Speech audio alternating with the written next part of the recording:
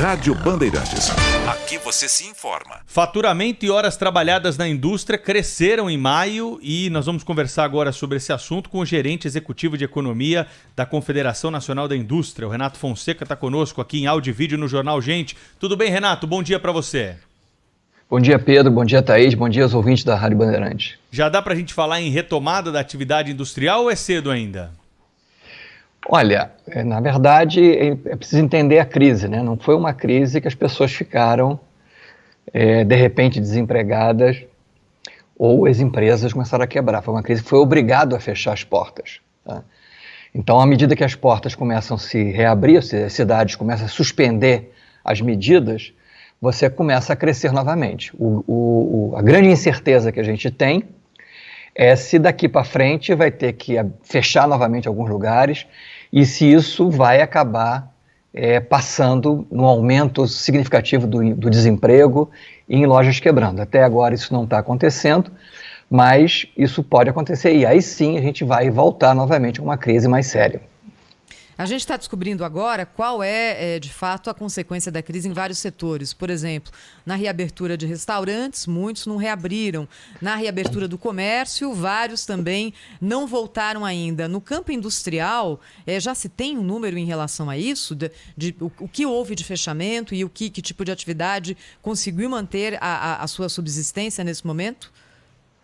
Olha, a gente não tem essa informação ainda consolidada. A indústria tem uma vantagem em relação ao comércio, assim como a agricultura tem uma vantagem em relação aos dois, né, e aos serviços, porque a indústria, principalmente as maiores, ela vende para vários lugares do país. Então, se alguma cidade estava fechada, ela podia estar vendendo para outras, né? Então, ela consegue ainda ter algum funcionamento. Mas, por exemplo, assim como no caso do comércio, várias indústrias pequenas, né, que atendiam principalmente a cidade onde ficava, elas tiveram o mesmo problema. O comércio certamente tem algumas que estão fechando as portas. Esse é o grande desafio que a gente diz atual, que é assim, como fazer com que o capital de giro chegue nessas empresas para que elas possam continuar pagando despesas sem ter essa receita ainda. Ou seja, então mesmo com a reabertura, a gente está vendo que você não pode reabrir com 100%. Tem várias medidas de proteção ainda sendo implementadas. Então, o seu faturamento não vai voltar ao faturamento que estava antes. O consumidor também não vai totalmente voltar ao comércio. Então, essas empresas precisam, mais do que nunca, de um acesso a capital de giro. Então, o governo criou alguns mecanismos novos, o Pronamp já está funcionando, outras linhas parece que vai funcionar, mas a gente fica exatamente nessa incerteza se vai ser o suficiente para evitar novas empresas fechando as portas. Renato, esse dólar alto, acima dos R$5, favorece exportações? A gente tem visto, por exemplo, no setor agrícola, com alta produtividade e câmbio favorável, tendo bons resultados ainda nesse momento. Na indústria brasileira, qual que é a situação em relação à exportação? Olha, a gente tem aqueles setores como o agrícola, que é baseado em recursos naturais, então toda a parte de extração, né, de mineral, extração de petróleo, papel e celulose, são todos setores que a gente exporta commodities, né, são produtos padronizados, que a demanda continua no mundo, e esses setores vão bem, no sentido que, obviamente, vão bem comparando com o resto do setor da economia. Né? Aqueles setores de bens de consumo duráveis, de máquinas e equipamentos, eles estão sofrendo muito, não só com a queda doméstica, como também a queda que houve nos demais países que também estão enfrentando a crise. Então, por mais que o dólar esteja facilitando, obviamente vai facilitar muito mais o setor agropecuário, o setor industrial de extração mineral, extração de petróleo ou de commodities, né? Madeira, papel e celulose.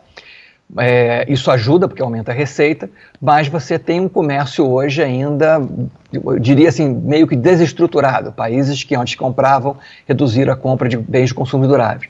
Então, para esses setores, automóveis, eletroeletrônico, móveis, vestuário, você ainda tem um grande desafio pela frente, inclusive no comércio exterior, que à medida que começa a se abrir, começa uma competição maior com aqueles países também que estão se recuperando. Em relação ao prejuízo para a indústria, a gente viu que a indústria, parte da indústria, né, paralisou, o restante continuou. A indústria automobilística foi a mais afetada nesse período da pandemia até agora? Ela foi uma das mais afetadas, eu diria que talvez, provavelmente sim, tá? No conjunto, né? Porque todas as grandes montadoras foram afetadas, e realmente foi a decisão do consumidor exatamente essa, ou seja, a gente vai aguardar para voltar a consumir produtos que a gente não precisa consumir agora, então, que a gente chama de bens de consumo duráveis, né? Não é igual alimentos que você come e acabou, você tem que voltar ao supermercado para comprar, nem produto de higiene pessoal, que você está usando todo dia. Então, uma nova camisa, um carro, um eletrônico, uma televisão, uma geladeira, a não ser que você tenha quebrado o seu, você pode aguardar para troca. Então, são setores que sentiram muito para a crise, no caso automobilístico, além do tudo, é o preço, né? São produtos de maior valor, e isso fez com que houve uma queda muito forte nesse setor. Eu queria agradecer ao Renato da Fonseca, gerente executivo de economia da CNI, que conversou ao vivo com a gente aqui na Rádio Bandeirantes. Renato, obrigada, hein? Até a próxima. Eu que agradeço, Thaís, Pedro e ouvintes. Obrigado.